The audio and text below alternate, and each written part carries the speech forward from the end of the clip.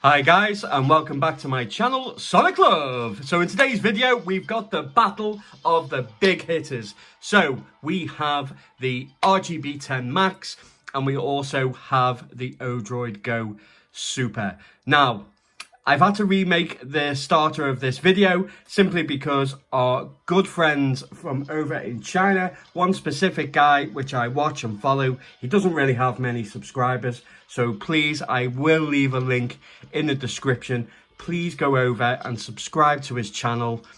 Give him a big, massive, warm welcome from the Sonic Love community. And if you're new to the channel, please hit the like and subscribe, and welcome for future retro handheld gaming systems. So we all know the specs. We know that they're very, very similar. So I won't go over the specs. I may just put them up on the screen. So as you can see, we have two beautiful, wonderful 5-inch displays. One with a huge chunky borders, one with less borders. So first, I'm just going to go over the Odroid Go Super, what I like about it, why I like it, things I don't like about it, and go over the comparisons with the RGB10 Max. Okay, so the system itself is, I'd say it's really well made in comparison to previous models. I had all the previous versions and eventually they just died because the build quality wasn't that good. They did have really dodgy analog sticks, and I did do a video on how to mod them and modify them with PS Vita. Now, it really does look and feel a lot better with these. So we have our usual ABXY. The buttons themselves, they're quite responsive and they haven't got that much of a travel, which is really nice. I actually really like them. We have our usual L and R buttons. Now, one thing I don't like about the Odroid Go Super is the way that my fingers are. Now, where I usually have this console in my hand, I can only reach the L and R button, and I find it incredibly difficult to reach up and press the R1. I normally swap them around, so this is R1 and this is R2. I do that in the menu options. But yeah, it's not a biggie, but yeah, they're too far apart. That is one concern. If you've got massive, huge hands and piano fingers, then I don't think that will actually be an issue. So we have our usual start and select at the top, and we have two other buttons that we can reprogram. Really nice feature. The actual buttons themselves are pretty decent. They're not like the previous one where you'd press it and it would stick in. The screen itself is absolutely fantastic. It's beautiful. Yes, I wish it had thinner bezels, just like this lovely bad boy in the background, but unfortunately it doesn't. But it still doesn't deter of just how nice it actually is. Now, one thing that I will say is the D-pad is shockingly bad, and I mean the worst D-pad I have ever used or seen in my life. What are you playing at, Odroid? You really do need to give yourselves a kick up the arse and fall down the stairs for this one, because it's just dreadful. What were you thinking? Maybe like you thought the smaller size? So what I will do is I'm going to see if I'm going to do a mod, whether you just want to mod this out, because I do think that you'll be able to fit in a Nintendo 2DS. So yeah, leave that one with me, guys, and I'll see if we can mod it out. But the reasons why I want you guys to go over and follow Always Be Fun, the channel, and the guy is amazing, is because they've just sorted out a aluminium shell, and they've changed out the D-pad, they've changed out the analog sticks, they've changed out the buttons. It's an aluminium shell and it's got red accent buttons. It looks absolutely fantastic. If I can, I will try and include the video at some point through this video so you can check it out for yourselves. And as I say, I'll leave a link in the description to go subscribe and check out that lovely man's channel. Okay, so yeah, so it's not too bad. I do like it, but the things that I don't like is the huge, massive bezels. The plus side, the screen is absolutely fantastic. The D-pad is absolutely shocking. Once you swap out the analog sticks, it actually does become a very decent handheld indeed. And I've had no problems, and I've thoroughly enjoyed it with my time with this unit. I really, really like it. Okay, let's move on to the RGB10.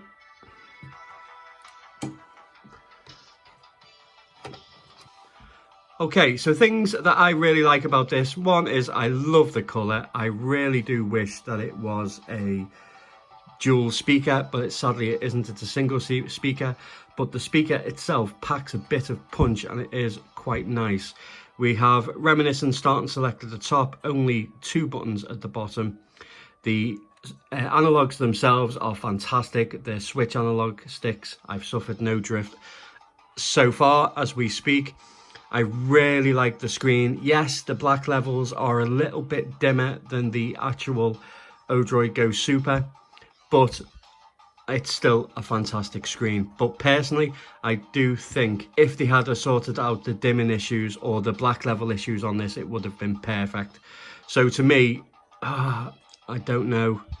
I'll come back to the screen anyway, just in a second. The D-pad itself, very reminiscent of the RG351M. Very nice to use. It has got quite a bit of chunk to it compared to the Odroid Go Super. The buttons themselves, it is a thinner unit. So in one aspect, when you're holding it, I can actually hit the L and the R button simultaneously with no issues and no fingers. So comfortability, this is a lot better than the Odroid Go Super. The buttons themselves, yeah, they're like the RG351M. Or 350M, should I say. They're really, really comfortable. They've got quite a nice spring to it and nice travel. I really, really like them. Overall, the unit itself is very well made. I got one of the very first batch issues, and as you can see, there's light bleed here. I did have a little bit of bleed here at the bottom, but it hasn't come back since, ever since I forced my finger on this bottom right edge for about 20 minutes, rendering my thumb numb for days. So yeah, it's not too bad. It really is nice. I do like the fact that you have the options to turn off the Wi-Fi. One thing that is great is the Odroid Go Super doesn't have internal Wi-Fi. This does. So yeah, I think as a unit goes, I really prefer the RGB10 Max, but with watching that video from Always Be Fun, I really do think that that aluminium shell may just make it a really, really great second option to mod or even choose the Odroid Go Super over the Max. I'm not too sure, but we will have to see when I get that version. So yeah, I don't know what you think, guys. I'm not really, this is a comparison to what I think. I'm not really saying which one is the best and which one isn't, because obviously other people's opinions may differ. But personally, if I was to go for a unit right now at this point without the mod for the Odroid Go Super, I would go for the RGB10 Max. Okay, let's move on to some performance comparisons. Yeah, I'd love to know what you think, guys. Do you have both units? What are you impressed with? What do you use more? Do you prefer the Max? Do you prefer the Odroid Go Super? I would absolutely love to know. So what I'm going to do, guys, I'm going to record some videos and put them side by side. I will use the same software. I'm using Emulation 4.1 on here, and I'm using Retro Oz for the Odroid Go Super. So what I'll use is the Odroid Go Super, and we'll kick things off with some gameplay comparisons.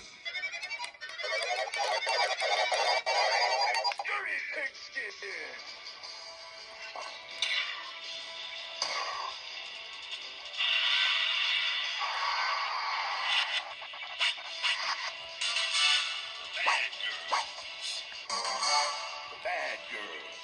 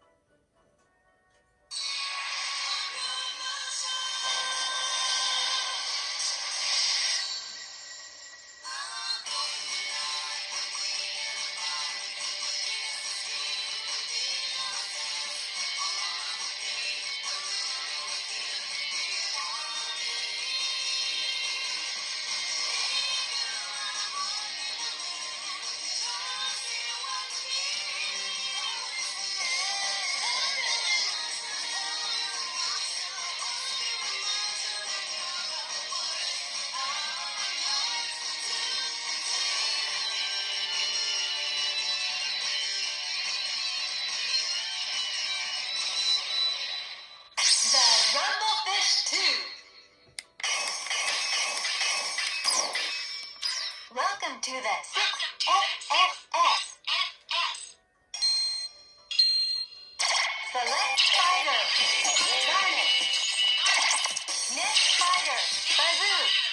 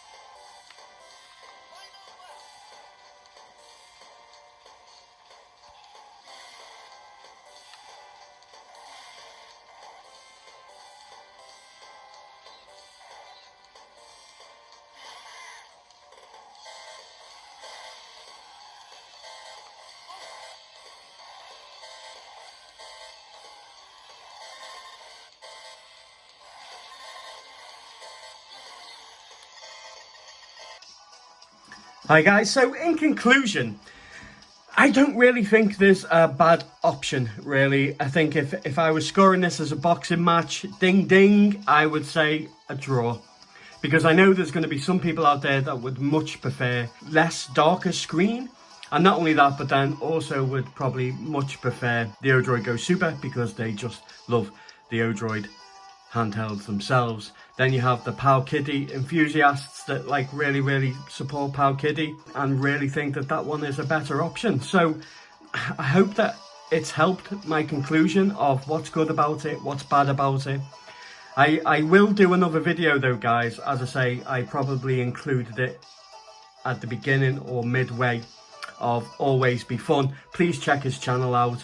As I say, that really is a hot contender to then maybe even beat out the Powkiddy RGB10 Max, just due to the aesthetics, with it being, you know, better build quality, the aluminium shell, better buttons, better D-pad, better analog sticks. We'll have to find out later on when I get the unit itself. But yeah, go over, check his channel out, guys. Hope you really like. Love to know your thoughts on what you prefer. What do you think is the true champ out of this comparison video? I've called it a draw. I'd love to know in the comments whether you think the Odroid won or the RGB10 Max won.